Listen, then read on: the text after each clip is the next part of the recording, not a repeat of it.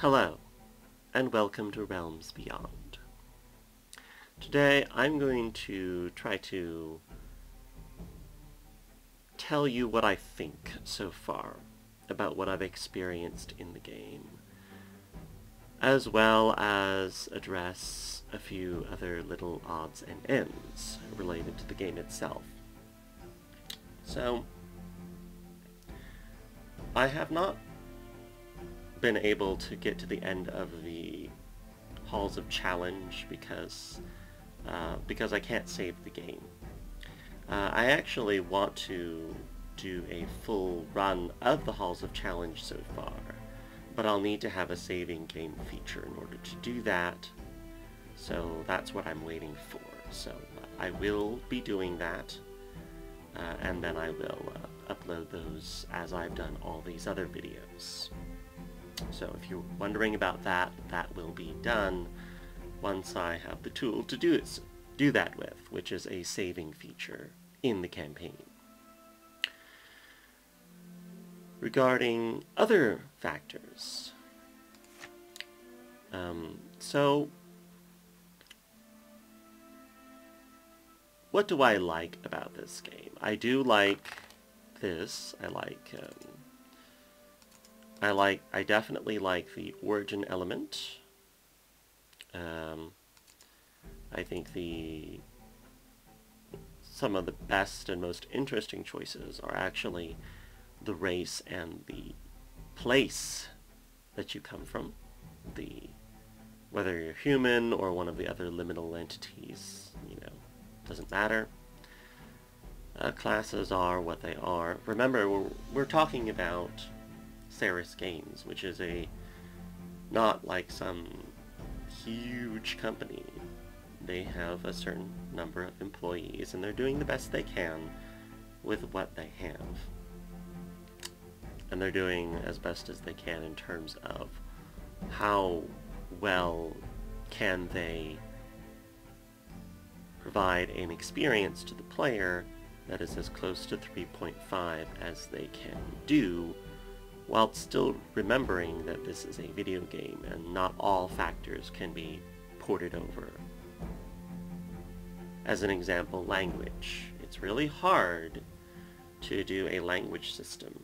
You don't find them too often in role-playing games in general, much less Realms Beyond. So those are things that you have to be aware of. They could, of course, reorganize these feats to be a little bit easier to navigate. You may have noticed when I put the feat video up, I had to keep scrolling up and down because I wanted to explain some of the trees in the game, some of the feat trees, and not just go straight down all the way. And even then, I probably didn't get them all, so it would have been easier for me to do that video if I actually had organization. And it will be easier for you to choose things with organization. So hopefully, alphabetical isn't the only way to do this. Hopefully there's like a button like here that says organize it by type or by tree or something like that. That would be useful. Just as providing an option. Because, I can criticize this game and provide no solutions at all, but that wouldn't be very interesting. It's much easier to criticize and much less easy, or not as easy, not as easy to actually provide a constructive solution. So, yes, I will be critical of this, but I'm not just going to say that and then be done with my piece. So, I'll try to provide more than just a critique of this game. Skills. Because the list is so small, it's fine the way it is, in fact. I imagine that some of these icons are not complete, so I'm not going to worry about those. I think these could be changed. Some of these don't look right, but that's a niggling issue. But yeah. It's really good that they show you the stat modifier and they show you the ranks, and this is important because a lot of features of the game reference how many ranks do you have in survival, not what the total is. This is cool. I want to see how this works in the end. Like, how does this impact your choices in the game? Are you going to spread yourself out because you can spread out your points better? Or are you going to, you know, concentrate? I mean, that's a choice you have to make. Of course, you know, depending on your class, you might have spell options. It's good that they provide the description. There's not very many spells, and they helpfully provide numbers, so this is fine.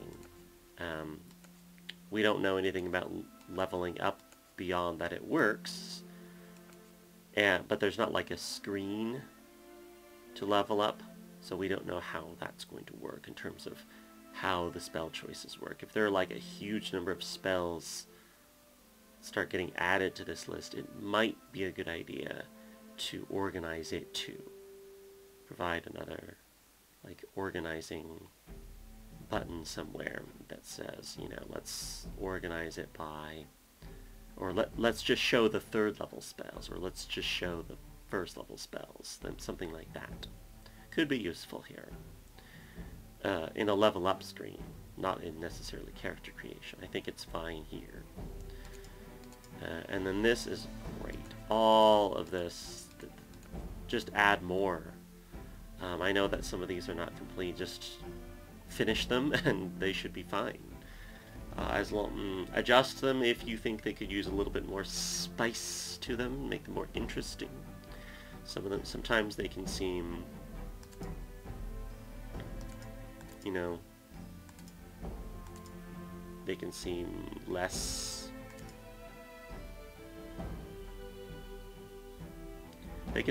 interesting than others. Some of them do seem more interesting than others, but that's just, you know, like the gnome one, if you're from Perinia, you know, many of these seem really similar to if you were humans, so, you know, things like that could be changed up. The distinctions are very interesting. I know that that takes a lot of writing, and I applaud the writing team for doing what they've done so far, so hopefully they can continue, whilst taking the whole game into consideration too, of course.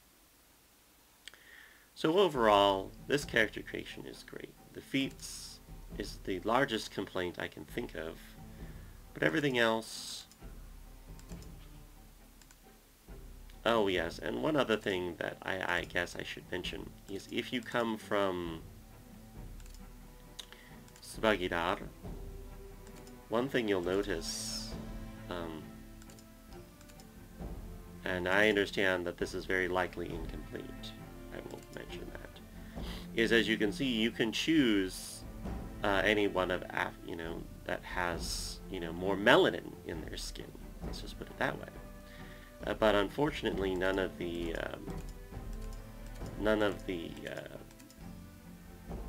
it doesn't really, like, you can choose like this one, and it doesn't really match the melanin here. Whereas that does seem to be the case with Shent, for example. Now it's possible that they'll have more portraits, and they're just confusing like the portraiture from Svaghidar to Shent. So that's possible. Again, that's just something I noticed, and would be hopefully addressed, because it's extremely, I think, a little weird to look like that and then be that, for example. So I imagine that that will be addressed. There'll probably be more portraits, either that or they'll change the melanin. I think one of the interesting things about Svaghidar, of course, is that as anyone who's lived or been to that region of the real world, the variation on melanin changes drastically in the Near East. I mean, people can be pretty dark and pretty fair-skinned too, so it's quite diverse in terms of the shade of color on the skin. Um,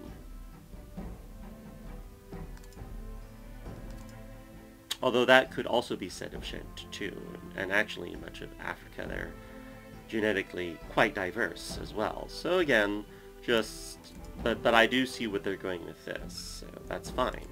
This disparity is just the other little niggling issue I have, along with feats, of course, and well, not really much else. I mean, maybe they could organize the spells a little bit better, but the fact that you can just read them, and you really should be reading them if you're going to check them, probably is good enough. So those are my thoughts on the character creation. Regarding the actual gameplay, I do have a few thoughts on that so far.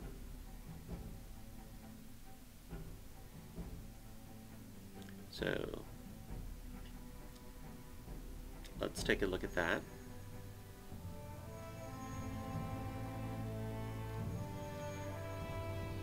So some people have mentioned that there's no highlight button, like if I press Alt or Shift or Tab.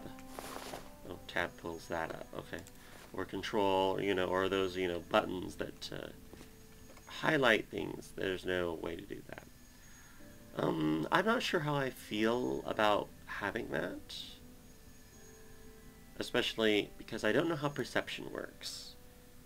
So it's hard for me to judge that. There might be a reason that highlighting wouldn't work very well, because then you can just find everything.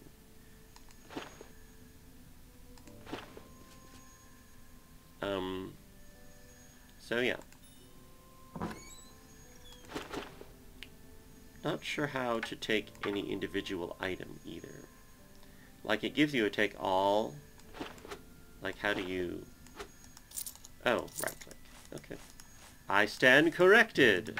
Okay. So yeah, all of the chess mechanics are completely fine. Looking at things, examining them, descriptions. Perfectly good. Clicking on your portrait so that the camera follows you as you move is usually what I like to do. There isn't really a way to...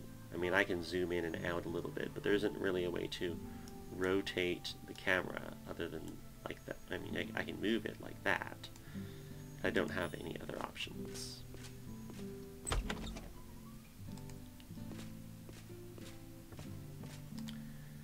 Sound design, especially for sound effects, are very good.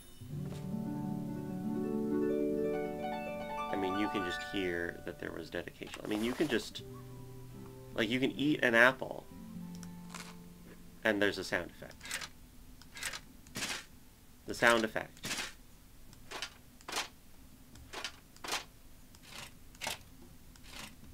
All three of those are different.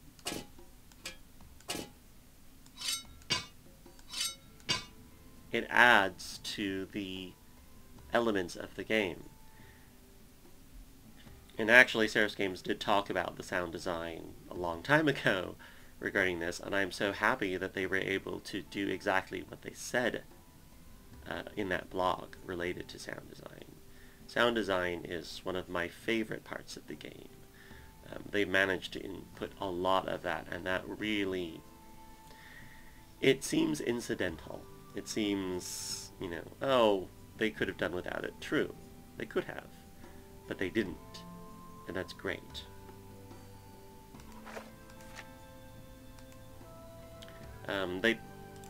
They put everything in the party screen, and I do like that. You can check everything, your spells, your equipment. Everything is fairly well organized. Didn't take me long to realize, okay, this is the important stuff. This is the standard stuff. Here's the meters. Here's origin biography. Here's equipment, portraiture. Here's where you can see all the extra stuff. Here's your total load, which isn't implemented yet. That's why it's always 0, but when it is, it will be important. Here's your armor class, load, and max load. And same thing. What changes is this side, so that you're always able to reference this, which is very good. You can always reference this side, which has all the important things. Hopefully, when we know what this is, that will also be useful to address. So yeah, sound design, wonderful.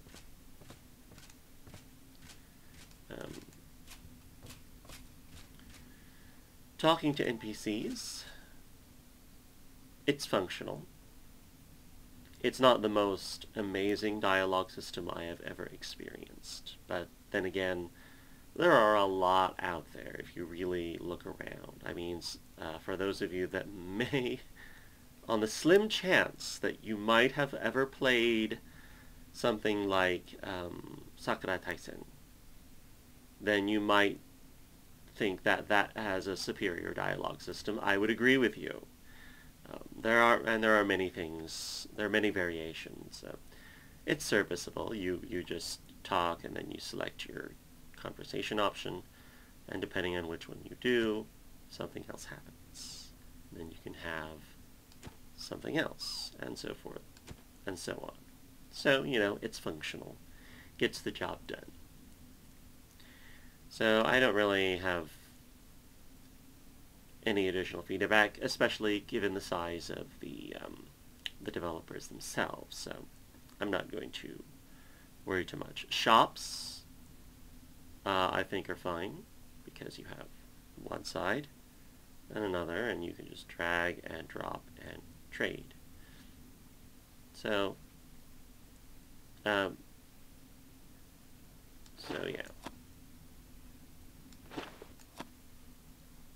And they even balance out the well, that's not worth much. They even balance it out which side gives who money, so that's very good. I like that. That works very well. Again, good job.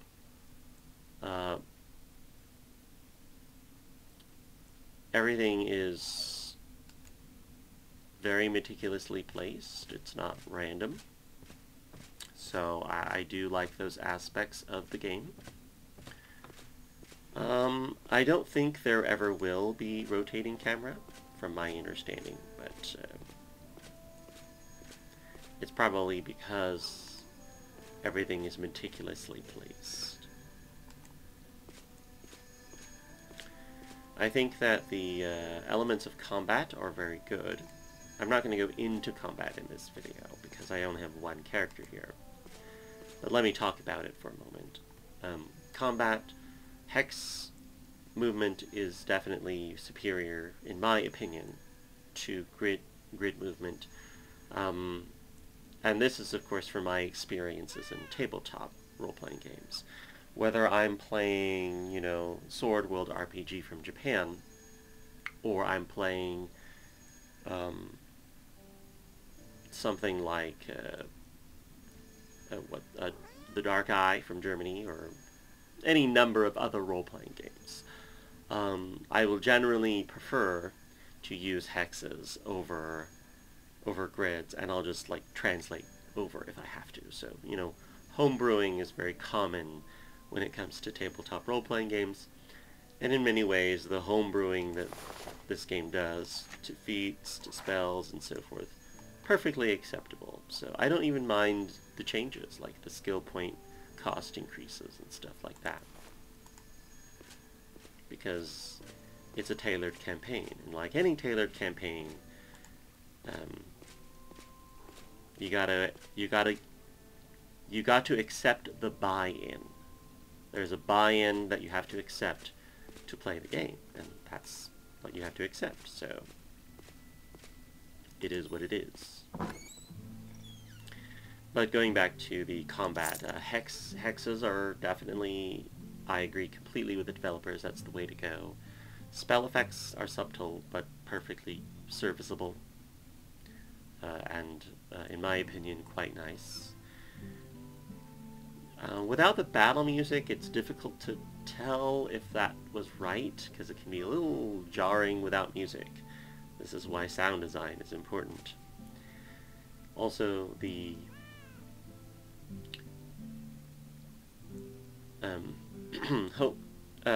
the ones that were available, such as 5-foot steps and all that, when you knew how to use them, they worked.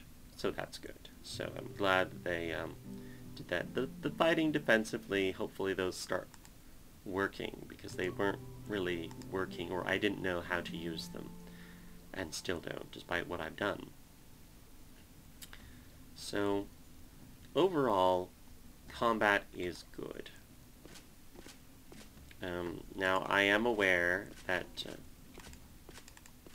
that you can run, and you can speed up things in combat by pressing the spacebar or something like that. Very useful.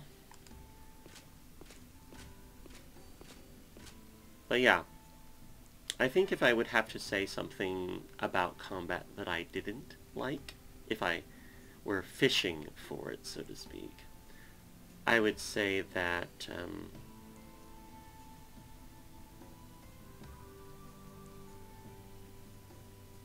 I think some of the attack animations could use some more variety, because some of them were doing the same attack over and over again, which might be random. It could be random. In fact, it likely is. But there could be a few more, and I know that's extremely expensive and very hard to do, and I'm not going to fault them if they don't add any more. I mean, the monk will require quite a few too, and that's one of the reasons they couldn't add him in, after all, because they wanted to do justice for the monk, so to speak, and they wanted more animations. So I can understand that. But yeah, some of the animations they could use some work on. Those are the niggling issues I would have. But I also fully understand that it can be very expensive to do beyond the bare minimum that they have to do in order to actually make it feel right, at least. So forgiven for such things. Hopefully they can develop their pipeline on how they might increase that over the course of the expansions, if they ever do. So, overall, my thoughts are very positive on the game. There are many aspects that I do like, especially the origins and the biographical information. I don't know why I can't seem to say that on the first try. And all of the other elements of the portraits are subtle and simple, and you can have 6 characters, no problem, or you can have less. And you get more experience, by the way, if you have less, so that's a choice you'll have to make too.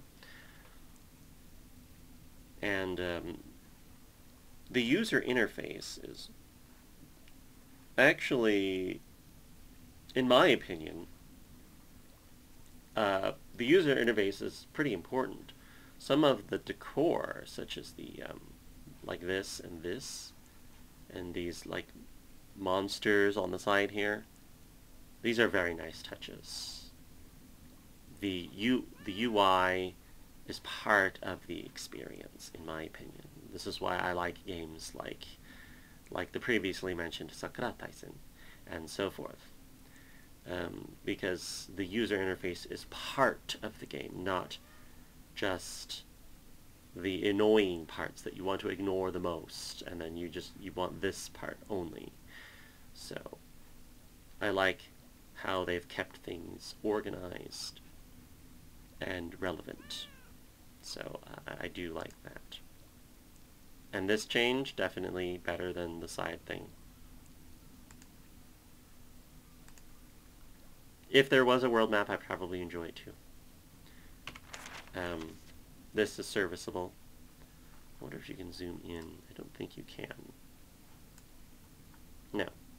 It's serviceable. It gives you a brief outline of where you are. If you want more detail, you're going to have to actually check. So, those are my overall thoughts of the game. And I actually would also like to thank any questions or critiques you have had about any of my videos. And sometimes I have not always been clear about what I'm talking about. I'm not the best when it comes to speaking in English, but I will do my best as time goes on. So thank you very much for watching, and I'll see you in the next video.